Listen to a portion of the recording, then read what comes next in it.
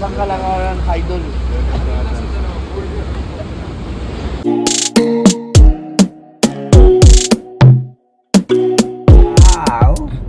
Wow!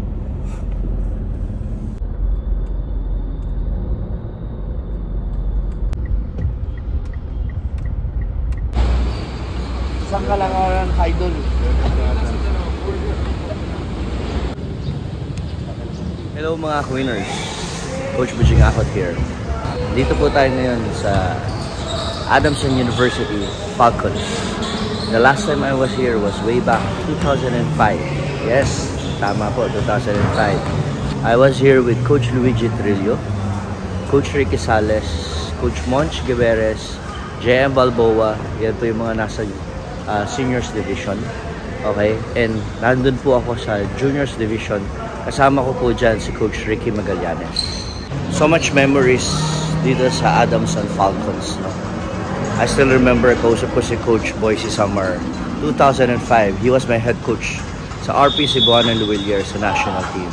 Sabi niya sa akin, being a coach of a juniors team sa isang UAAP is a big opportunity.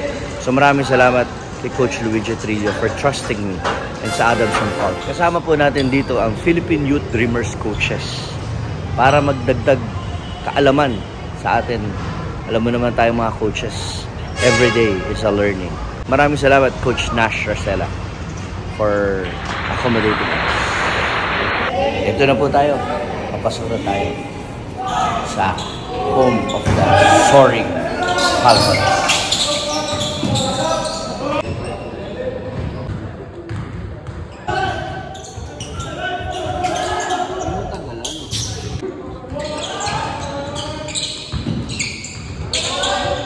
Boy.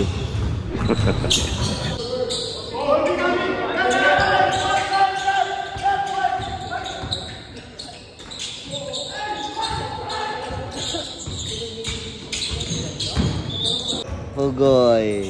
Ano balita?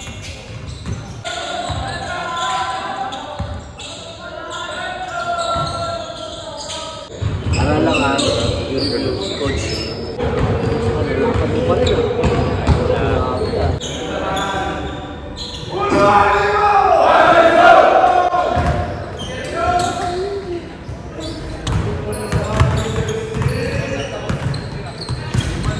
Yan na po mga ka-winners, katatapos lang po ng practice ng Adamson Falcons. Grabe, you know, wala akong masabi sa coaching staff ng Adamson Falcons. Coach Nash Racela, Coach Romel Aduco, Coach Gilbert Lau, Coach Di Guzman, Coach Benji Sipin, Coach Ryan.